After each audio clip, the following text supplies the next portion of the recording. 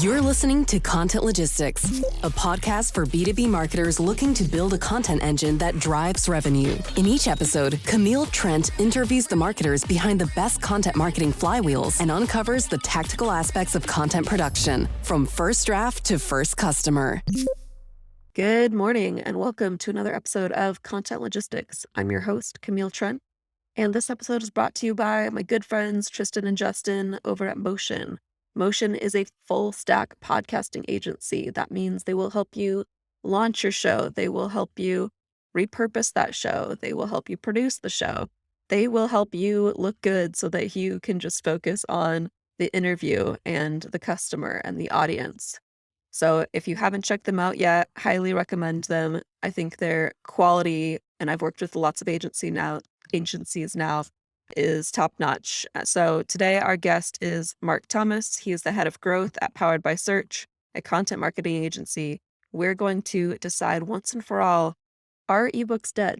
All right, thanks for coming on, Marc. I'm super excited about this episode. As I said in my intro, been following you for a while, your content. Basically, I think I might have subscribed back in my marketer hire days. Don't quote me on that, but I want to say I attended a Powered by Search webinar. And then I started getting your newsletters, and I was like, these are actually really good. These are good, like, marketing newsletters. So I would actually read them. And then Twitter threads, LinkedIn, like, just kind of became a fan, power user. And so that's kind of what brought us here. It was kind of inevitable. I thought that we had a session, but I'm really excited for this specific topic because when we were brainstorming on topics, just for everyone who's listening, one that we came up with was leads. Like we started talking about lead and lead generation, and with everything that's going on LinkedIn, you would think that, lead gen is dead and lead magnets are dead. And so we want to kind of dive into that and see whether or not that is the case. But basically, I think there is an ebook burning party that is going on continuously on LinkedIn. But you mentioned that you've actually seen like some success, like from lead magnets, and you have a specific, process that we're going to break down on how to make those work for you.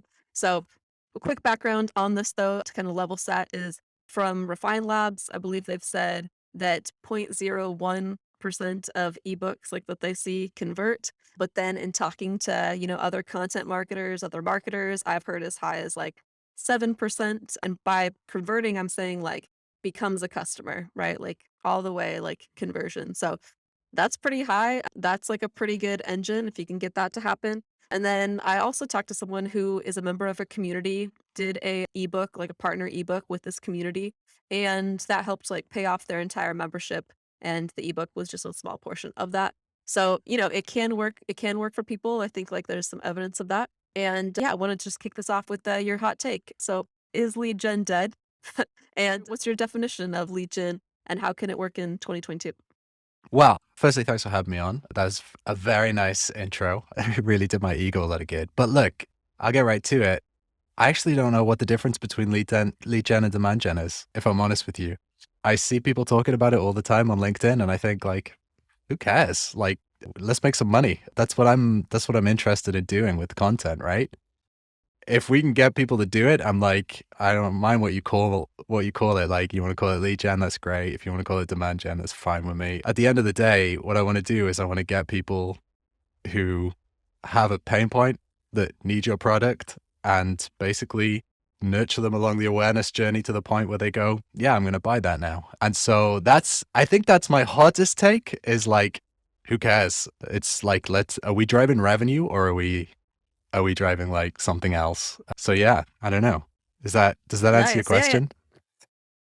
I love that as an answer. I love anyone that's opinionated, and I think that we can both align on that, right? Like revenue 100%. being the goal. I think literally any marketer who's worth their salt can align on that. Yeah. I think how I define it is one ways that I think about it is like, it's almost like the volume approach of like going high volume, getting contacts, leads, and working those leads basically, right? Like getting contacts and working those contacts through nurtures. I think that there's a gray area of like what I wouldn't really call lead gen, but what I would just call marketing, right? Where it's like your intent is not like to sell them right away. Your intent is just like to continue providing them value, right? And so whether or not that happens like on LinkedIn, of like you have people that are following you and you are putting out content daily or at least regularly, and you do it that way, whether it's through paid, same thing of you're targeting a Mm. specific amount of people, you're putting out, helpful content regularly, or whether it happens in email, right? Where like you have some sort of a list, right? But you're not necessarily putting them in a sequence, like a selling sequence. You're just sending them the same content that you're putting on LinkedIn or that you're putting in your paid. You know what I mean? You're sending them that same sort of content. So at the end of the day, is that lead gen or is it just marketing, right? And so I think to some degree you can say that lead gen is a tactic, right? One tactic to go Interesting. about it. And so that could be one definition that we start with is thinking about whether or not you need to collect contacts or collect emails, whether or not that's important for 2022, and then just like that Mm. volume play in general. So we can kind of start there, but before that, let's back it Yeah. up. Mention that you're the head of growth at Powered by Search, but you have kind of an interesting background. So why should I trust your opinion on lead gen and on ebooks? Give me a little bit of background on where you came from. Yeah, sure. Well, I actually started out as a journalist. So, while we were talking about this, my degree was in European Union studies, which is like basically French and German and political science. And as a guy in the UK, like, and Brexit having happened, my degree suddenly feels very pointless other than the fact that I could speak a bunch of languages. But after my degree, I kind of went to journalism school, learned how to write big long profiles of people basically for magazines and did that for a while. And effectively, like, I think journalism is a great entry into marketing. And, there's a heap of content marketers who are ex-journalists, like Amanda, for example, Amanda Natividad, very accomplished journalist, right? But there's actually also another angle to this, which is that like journalists who interview people for a living tend to become very, very good at being empathetic. My specialty was basically writing profiles of academics. So I'd like interview people at length and, find out, about their relationships to their mothers and how that kind of impacts their work and stuff like that. And, like doing that kind of work makes you empathetic. And at the end of the day, when you think about marketing and SaaS marketing as well, in particular, what you're really trying to do is understand, oh, hey, what's the problem that like you have and how does that come out in your day-to-day life? And then how can I help you solve it, if at all? And like, what information do I need to get you to a place where you want to solve it with me, right? That's, I think, something that maybe when someone says, hey, journalists should be marketers, they're thinking about because they can write or because they can produce audio or whatever. But actually, I think there's a really soft skill, which is like having a deep understanding of how people work. That's really, really valuable. So, after I was a journalist, I ran a startup. I ran a SaaS company. It was moderately successful, I will say. Like, it didn't blow anyone's socks off, but like we lived off it for years. And I joined Powered by Search at the start of the pandemic when I think everyone was tired. And I thought, man, I am tired of running a company here. So I'm going to go off and help people like grow theirs because that's what I'm really good at. And I don't want to run a business. I just want to help people grow their companies. So yeah, that's where I came from. And, I've got the experience from having run a startup. I've got the experience now from having worked on companies from like seed stage all the way up to kind of like, 60, $70 million turnovers and helping them kind of build out demand gen in their businesses. So yeah, I don't know. Hopefully that's convincing to you. Yeah, yeah, no, I think that going back to empathy, right? Or like, do you understand my pain, right? Because I push back on this a lot of, most advice is not one size fits all, and we'll get into that during this episode. But, Hmm. having run a business yourself or having run a SaaS business yourself, right? Like that's like who I want to hear from, right? Is like, do you get it? Like, have you had to do it before? Like, have you figured out what doesn't work, basically, and ruled that out for me? And then, also in your spot, I would say that you see a bunch of different clients, right? A bunch of different types of SaaS companies and situations. And so, Mm. you have that pattern recognition. So that's what I would say for the listeners on top of Mark clearly understanding content marketing from my perspective. So that's kind of the why. And let's get into like the why would anyone want to gate content? Let's start there. It's a good question. Well, hey, right at the start of the show, you mentioned Refine Labs. Like, I actually really respect those guys from a certain perspective. Like, I really value the way they've gone about building their business. I deeply disagree with a lot of their worldview, and I don't think it's the best way to build a SaaS business. But they've got the receipts, right? Pete Caputa, for the CEO of Databox, the other day called Chris Walker the Brian Halligan of 2022 and said he's got the receipts. And I thought, you know what, like, as much as I might disagree with some of the things that those guys say, like, yeah, he's done a good job there. But let me be clear about why I disagree. Most SaaS companies are on two sides of the scale, right? So there's like a middle ground, which is just like pretty boring businesses. But then either side of those scales, you've got people with very low average contract value who need a whole bunch of customers to actually make their businesses work. On the other end of the scale, you've got high ACV businesses who don't need that many customers, but the challenge that those guys have is that like a tiny percentage of their market are buying their product or a product in their category at any one time. Both of those companies need people who are outside of their like rented audiences to actually be nurturing, to be building their awareness over time. Because look, we're in July, 15th of July today. Just earlier in this week, a huge SaaS company announced that they'd laid off 29% of their staff, right? Why does that happen? Well, it happens because there's not enough business to match up to the valuations. The challenge for SaaS companies is to get the pipelines that they have, especially in sales-driven companies, to be strong enough and resilient enough that they can convert people at the right pace. My challenge to people who say, hey, let's not gate anything, or like, let's gate minimal things, and then basically we'll just be ever present on like LinkedIn or Twitter or whatever it is like, what happens in a financial crisis? Like, what do you do then? Are you just like waiting for people to say, hey, maybe I should check those guys out? That's why I think it is important to build a pipeline and build awareness so that when these challenges come, you're able to go, well, hey, look, we're working on these guys because they're product aware and they're going to buy. They're ready to make a choice. Our sales team's talking to those guys. Our marketing team is driving people down that awareness journey. So that's the kind of the crux of the argument for me, and the kind of the big difference that I have, I think, from many of the people talking about stuff like gated content. I'm actually pretty convinced that it's a good thing for the world.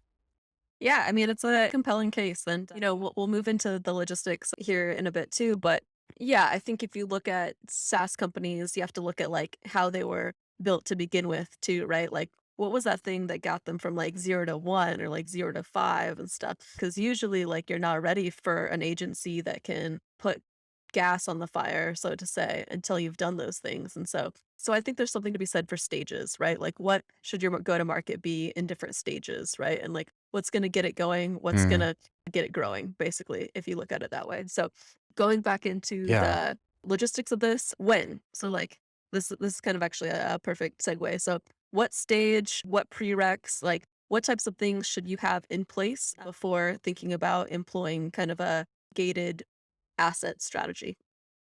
Yeah, great question. Honestly, I don't think that, you said a one size fits all thing. I don't think one size does fit all, but equally, that means that there are many different variations of this. So let me give you some kind of typical examples that I see. So we work with an early stage company. They're probably the earliest company that we work with, but they've got a really good trajectory. They're at Series A now, and they are investing heavily in paid media. Now, makes sense when you're driving leads to your website through paid media that you're also, getting them into your pipeline in a way that you can continue to nurture them. So, for example, sending somebody from, I don't know, like a LinkedIn ad directly to a landing page on your website where you're going to offer them a short, well-defined ebook because of their stage of awareness, right? That makes sense because you're going to end up having to look at the ROI of that and your activity there. and you're also going to be driving people along the kind of the awareness journey as you go. That's one example. On the other hand, you think about like we actually work with a lot of companies that make CRM style products. So some of them are like just straight CRM. Some of them are more like a kind of a full toolkit for businesses, but they're all kind of in specific industries. Now, those products tend to have huge average contract values. It makes a heap of sense to a kind of a gated offer for people like that.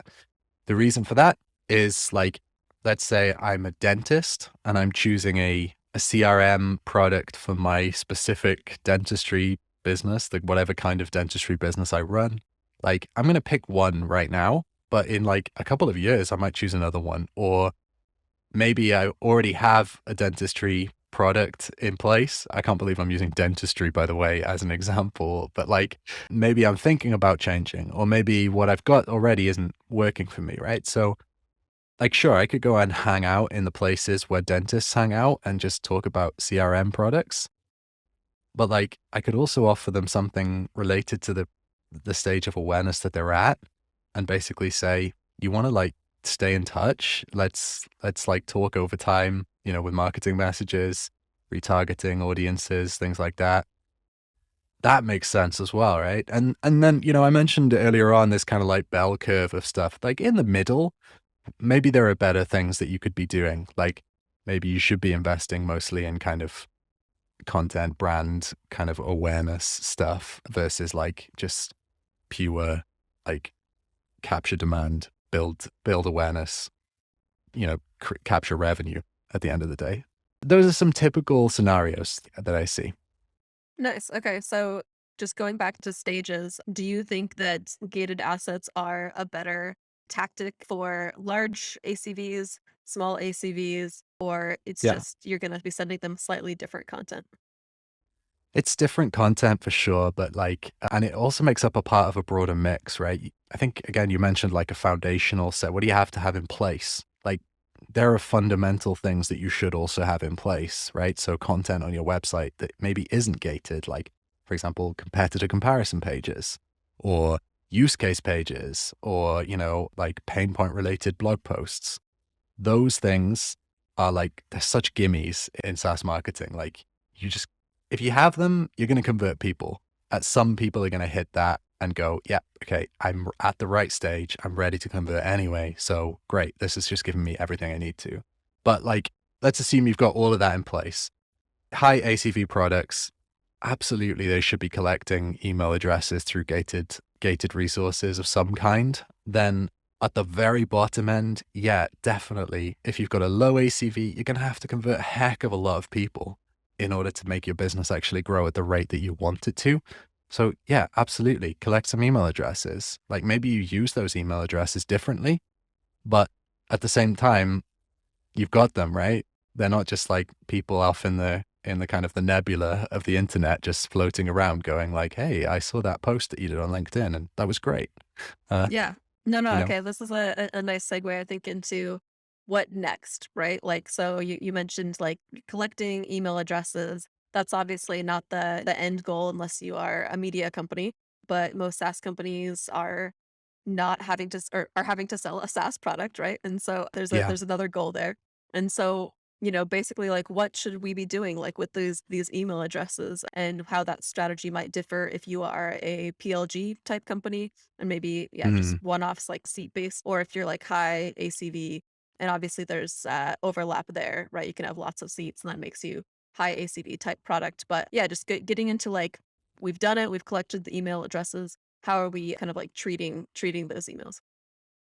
yeah, sure. So the first things first, like there are different stages of awareness, right? So if you've never thought about this before, and I assume that most of your listeners think about this all the time, but just in case, you've got effectively problem unaware. So people who've never thought, hey, I've got a problem. Like I'm a dentist. I need some better way to, I'm stuck with a dentist analogy now, but I'm a dentist. I need some way to collect information about my patients and manage my invoicing and all that kind of stuff, right? That's like, I've never thought about that. Then you've got problem aware. Basically, people who've gone, man, the spreadsheet that I use to manage my dentistry business, like it just isn't cutting it. It's a massive data problem. Like I've got problems here, right? So then the next stage is solution awareness, where you go, I know that there are products out there that can help me manage this, but which one's for me? Do I use Airtable? Do I use HubSpot? Do I use a dentistry specific CRM? And then you've got product awareness, which is like, hey, I need Dentist Co CRM. Like that's the one I need. Or, maybe I've got like a small subset of other options that I'm trying to decide between. The critical part of this is to create content that aligns to the stage of awareness that a person may be at.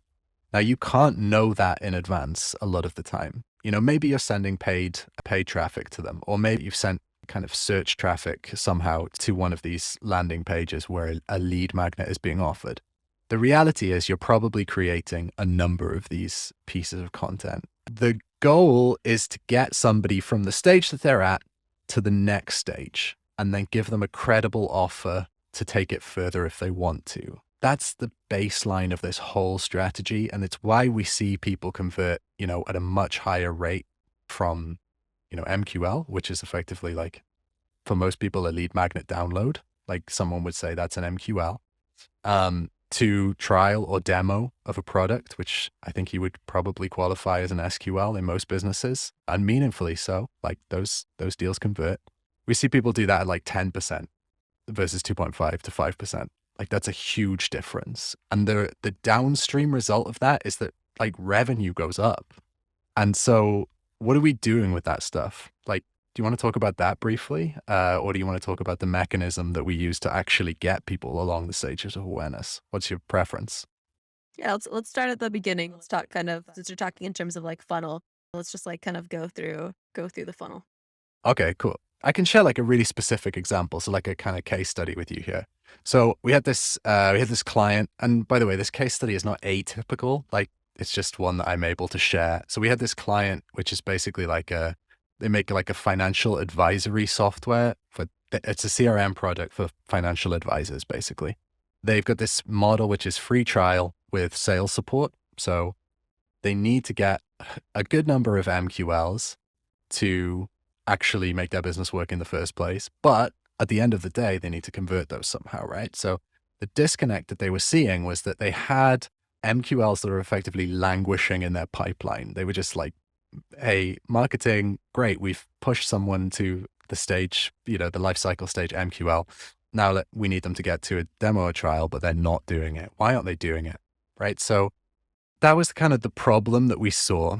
Now, there were a couple of issues with that. So what was happening was that these lead magnets were like the ultimate guide, or, like it's just these kind of like vacuous lead magnets that people create, which are like 1,000,000 pages long, like a Gartner report. Like, sorry to anyone from Gartner listening, but like those things are boring as like, I don't want to read one of those. It doesn't really help me with my life. But like the lead magnets that we create for clients are like super specific. So we realized that basically these financial advisors, who are effectively the customer of our client, were realizing that they have this specific problem. And this is not complicated, but basically financial advisors manage assets and they want to grow their businesses by getting more people to put more assets under their management, right?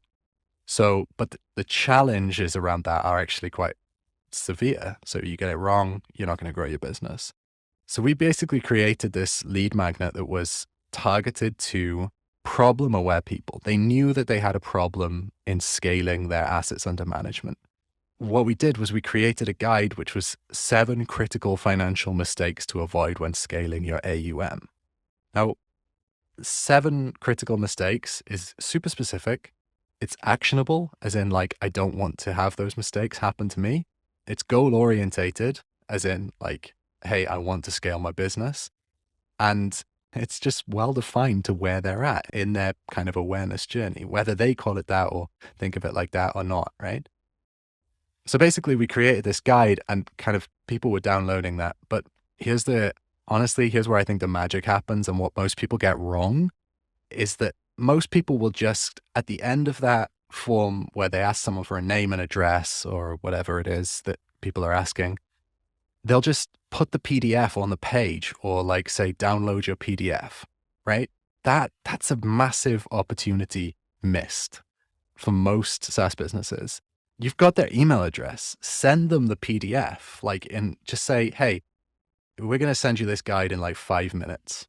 But these people were problem aware. We wanted to get them to solution aware. So what did we say? We said like on their thank you page that came after the form fill, basically, are you looking for a simpler way to scale your assets under management? It's aligned to the problem that they already said that they had. And basically we said, hey, look, if you're looking to do this, here's a short video. It's a demo of the product that can help you do this. And then we made the offer to take a 30-day free trial, right? So that was contextualized to the stage of awareness that the buyer was at. We said to them, like, you're going to get this guide. So like, you can go away if you want. Like, it's just going to be emailed to you in a couple of minutes. And by the way, that video that we provided, it's demo video, it takes 5 minutes to watch. And basically, hey, why don't you just spend 5 minutes trying to solve your problem more effectively?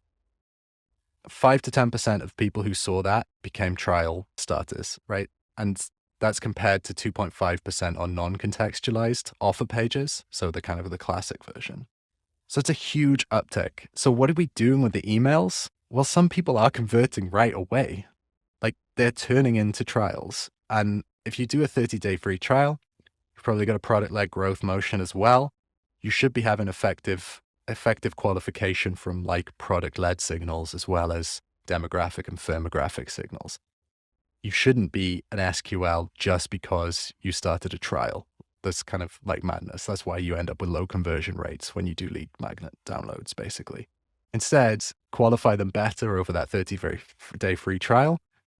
And you end up with like people who are sales are getting like highly qualified leads because these people are engaged product users who fit the demographic and firmographic of the ideal customer.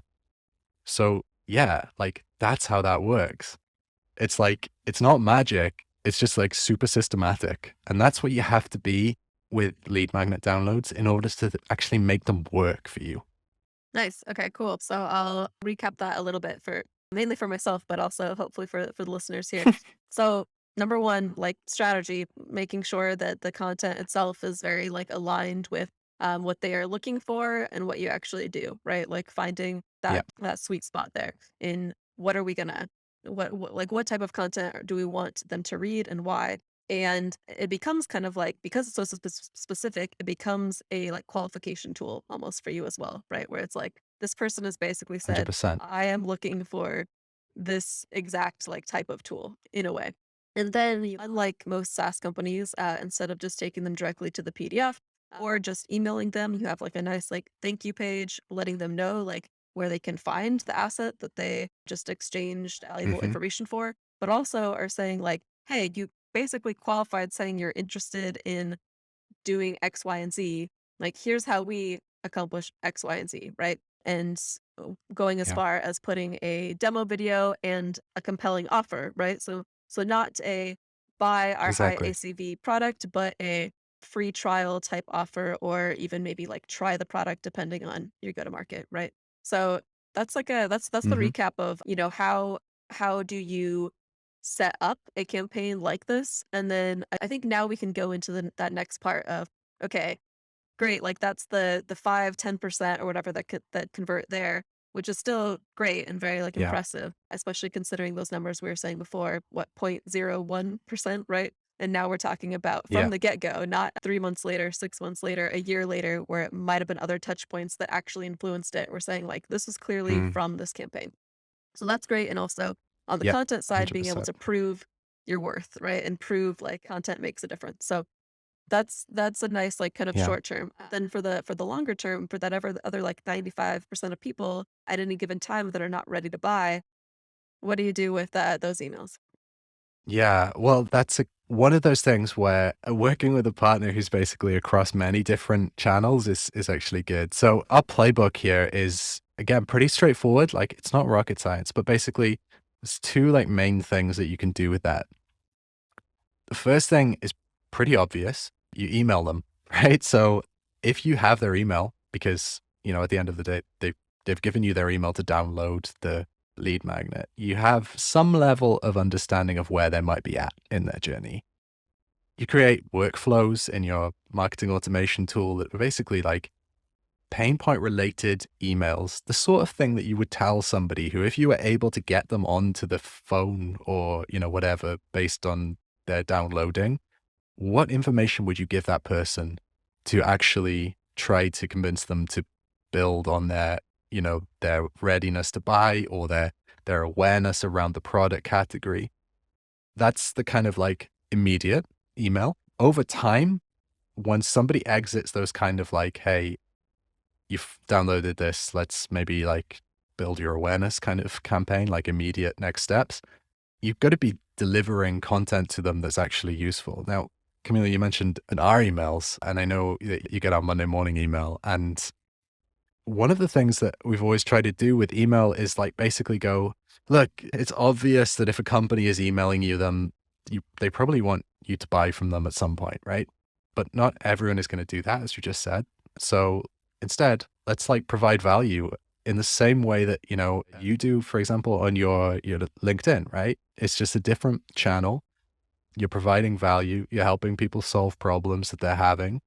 And the playbook is just the exact same, but for email first. So there's like a couple of things with email. The other thing is to retarget people on LinkedIn, on Twitter, on Facebook, on, it just retargeting people is such a low hanging fruit for most SaaS businesses in B2B.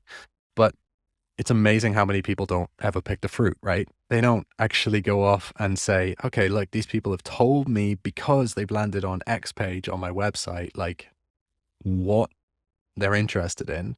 So like, for example, take our assets under management thing. Like if that was that client, we'd be serving campaigns to their ICP, basically retargeted campaigns that did the same thing as well that we were trying to do with email. And just, it's creepy, but you're following people around the internet because they've told you that they'd be interested potentially. Like that's what you're doing. And over time you can kind of build on that, because as people interact with your posts or whatever, they're seeing more people.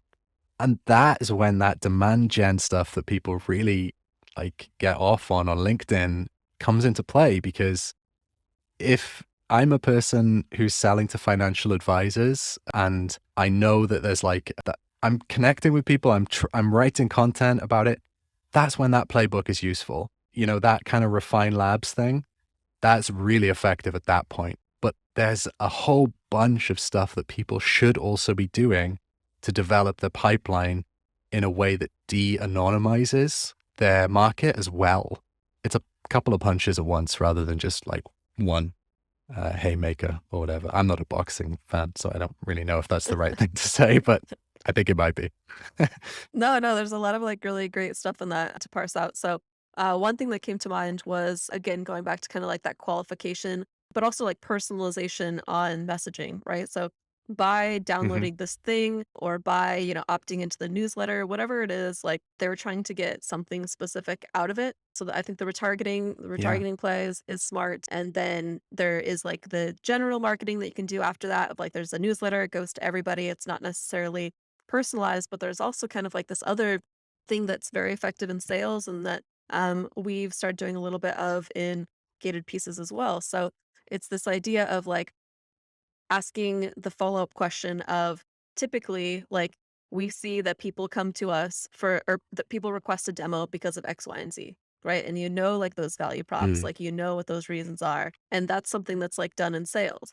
And so like the idea in taking this into marketing or taking this into kind of like salesy marketing with gated pieces is like, hey, why did you download this? Or like we typically see that people are downloading this because of like X, Y, and Z reason, right? So you can figure out like exactly Mm. what that messaging would be, but that's like something that we do is kind of like a conversation starter, but also market research, right? Of like, why do people care about this and what are their roles basically, right? Because essentially they'd be like, because another way that we'll do this is like typically like, we'll see that either AEs are looking at this because of this, leaders are looking at it because of this. We simplify it to basically just like Are you an AE? Are you a sales leader? Are you this? And that like helps us as well to be like, oh, this type of content is appealing to this type of audience. You should kind of know that ahead of time, but you're kind Right. of just checking your theory of like something that's surprising to me sometimes is like, oh, this was meant for an AE, but interestingly enough, like sales leaders are also looking at it, in part because Yeah.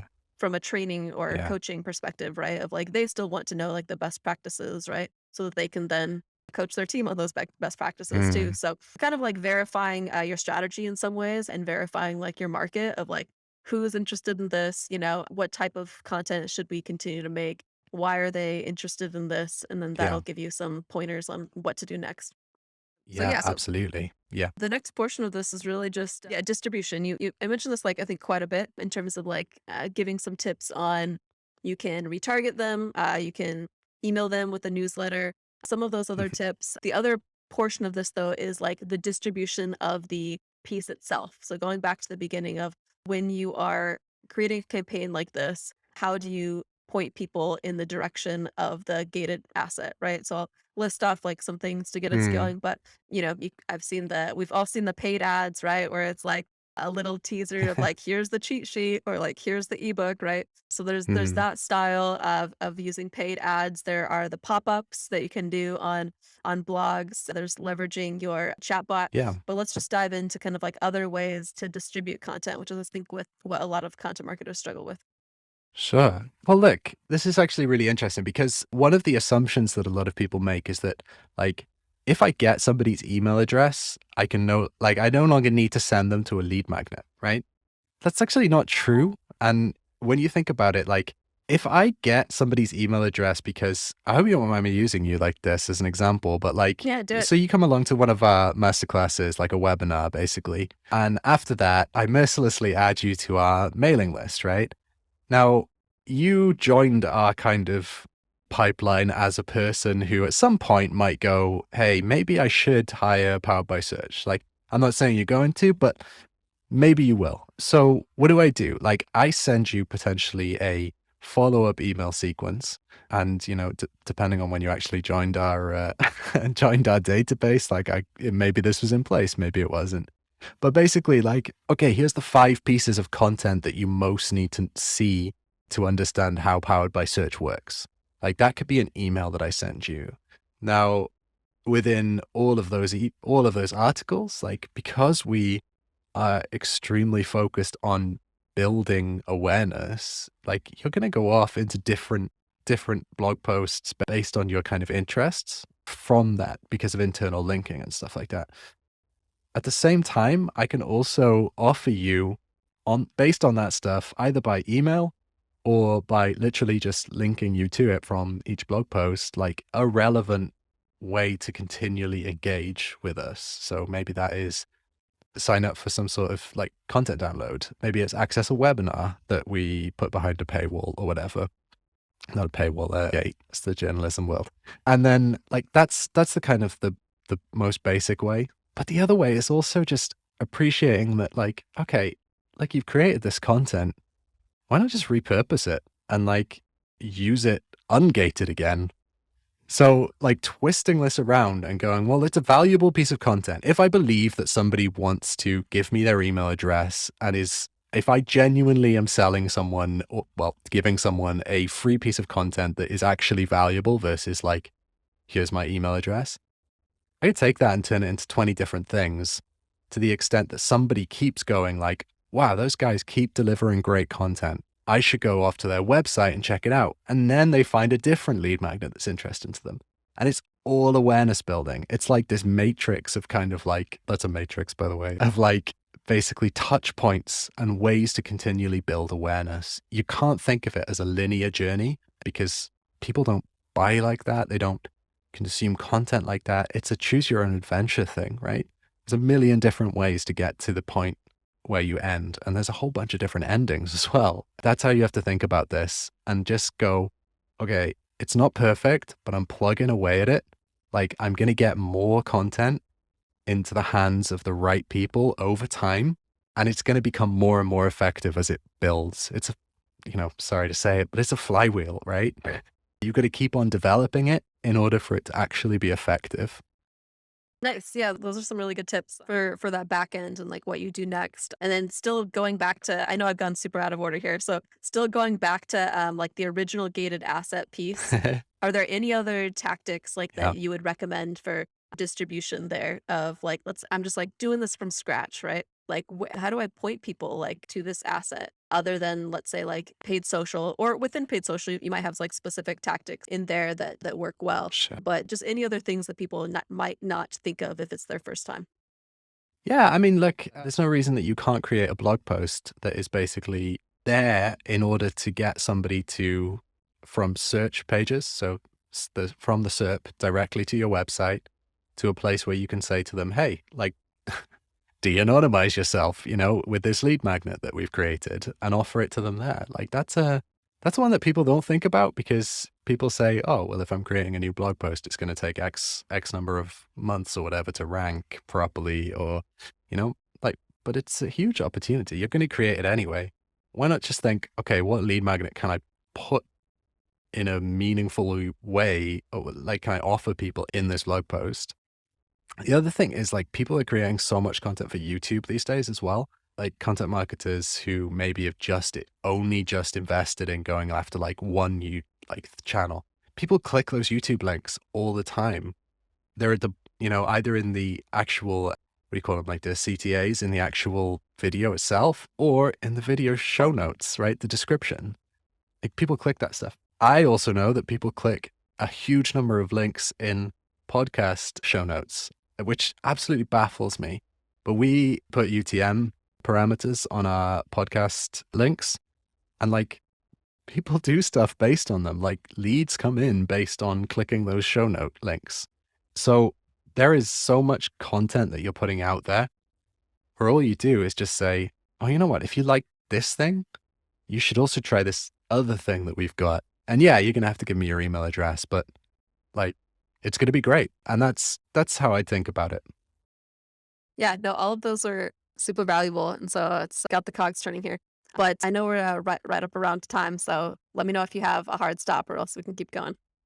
Yeah, I think I have a couple of minutes. It's the kids' bedtime as well. So, but they're actually out on a walk with my wife. So it's all quiet at the moment. But if you do hear them, I may have to leave.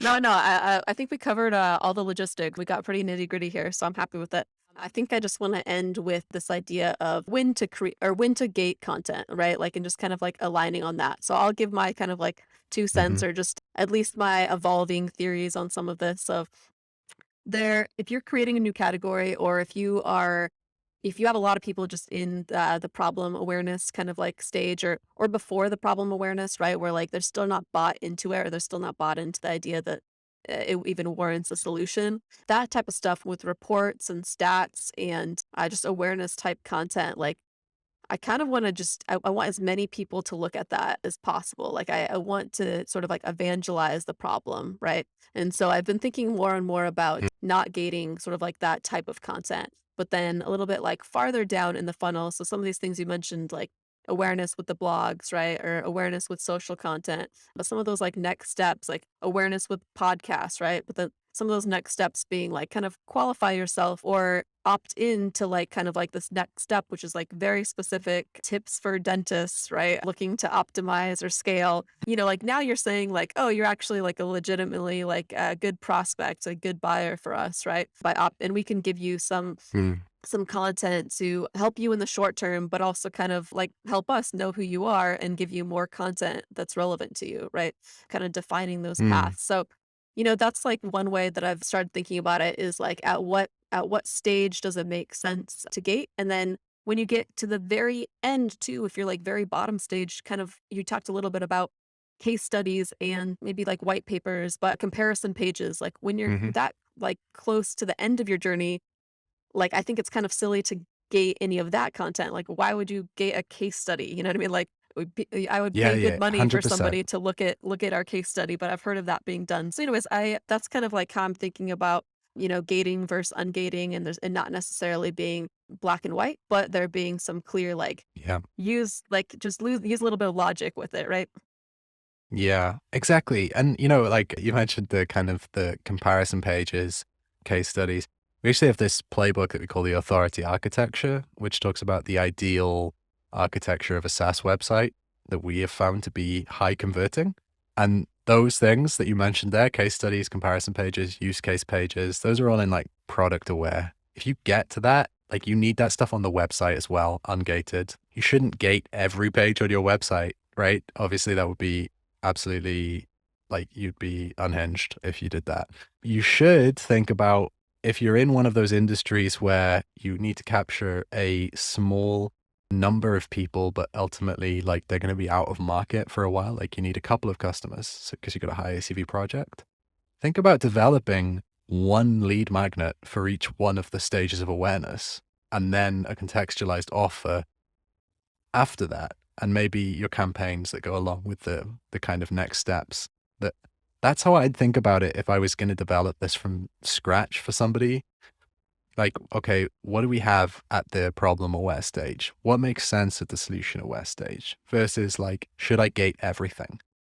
Drive people then to those things because, it's like you're creating leverage for yourself, right? You can do a heap of different things and you can create 50 different problem aware pieces.